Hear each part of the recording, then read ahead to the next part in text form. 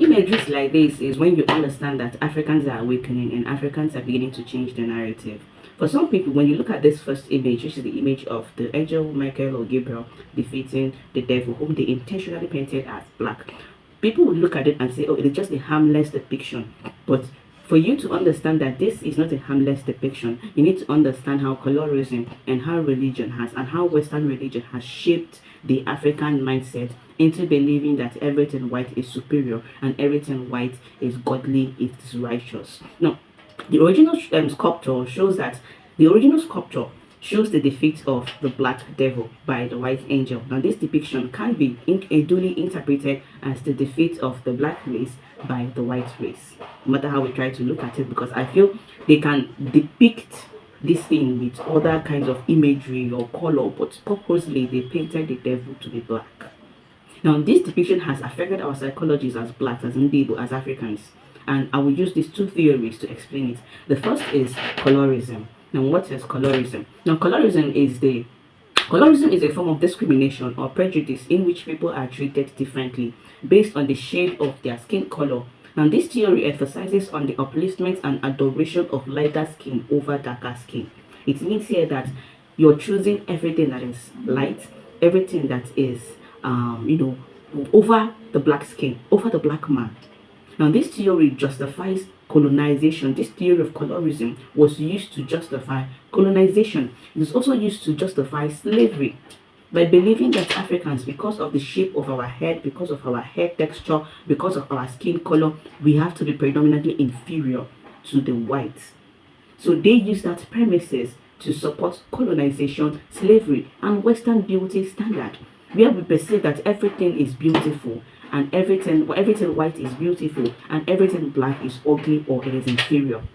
Now, in our African society, colorism manifests in areas where marriage, job opportunities, social status are often leaning towards white and lighter skinned individuals, and it now becomes a preference within the beauty industry. Even in the movie industries, even our men, they prefer to choose women who are lighter skinned over choosing women who are darker skinned, because they believe that that is beautiful, while darker skinned women are not pleasing to the eye. Now, it becomes a preference and becomes a standard of beauty in a country where over half of its population, half of us are literally black. Half of us are literally black and dark skinned. So for men or for people to choose way beauty standard by appreciating things that are lighter, it is discerning, it's disheartening, because half of us are dark skinned. Now, this preference has also led to the use of toxic skin bleaching creams, which can extend to babies. This preference has now led to the use of toxic skin bleaching creams, which even extended to babies, because you now see some mothers using bleaching creams on their infants. And also, there's also now led to the preference of light-skinned babies over dark-skinned babies. Because when I was in the hospital during my antenatal, you see this woman, she would come to market her products. She wants to market she was making smoothies. And she will now tell you, oh, if you want your baby to have a pointed nose, if you want your baby to be light-skinned, I was drinking this smoothie, I was using this cream, I was using that, and I was using this. You see women buying them because they want their children, their infants, to have pointed nose, and they also want them to be light-skinned.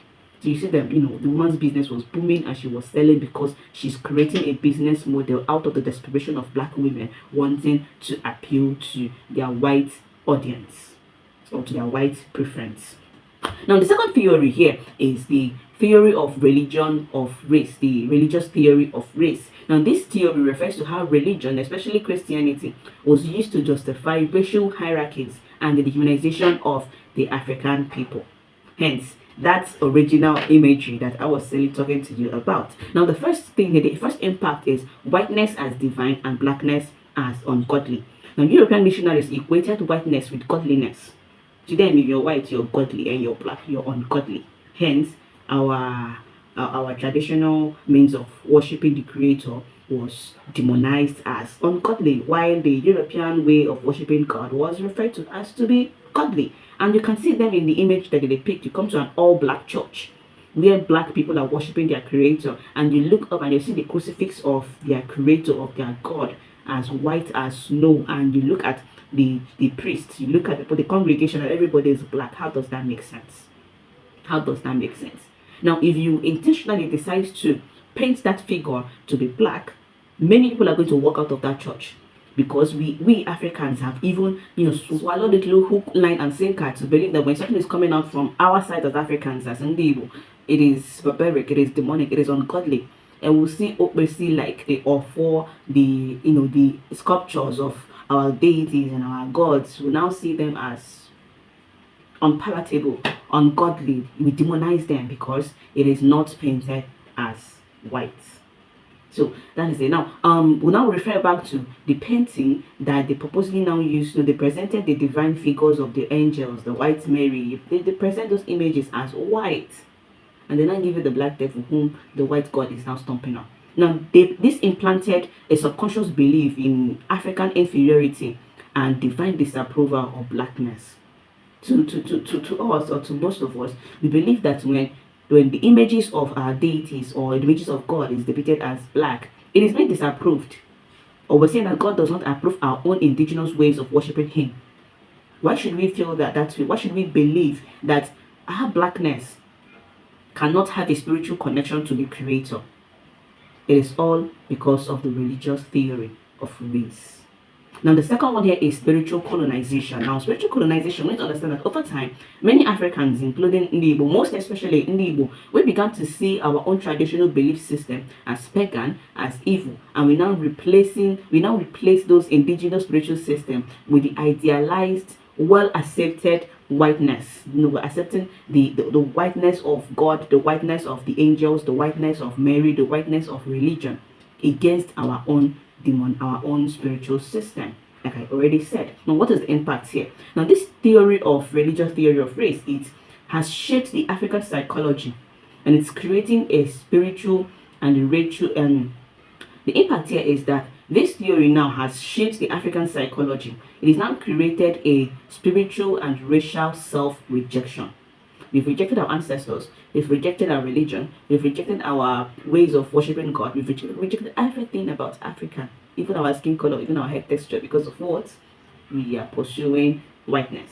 We are pursuing white standardized type of beauty. We are pursuing the white politics, white democracy, white military, white lawyer appearances, and all those things against ourselves, because we are now living with the perception that we are the inferior race, and because we are inferior, we don't have a spirit, we don't share a spiritual connection to the Creator, and all those things. So now this reversal, the recent reversal, which is this sculpture we're now seeing here, which is the reversal here, is that instead of the white angel destroying the black devil, the black angel, or the black imagery, the black goddess, is now destroying the white angel, and it's a powerful message. Now, to me, now this sculpture is an attempt to release the Africans from an ideology that has psychologically placed us beneath our Western counterparts. It has placed us beneath them.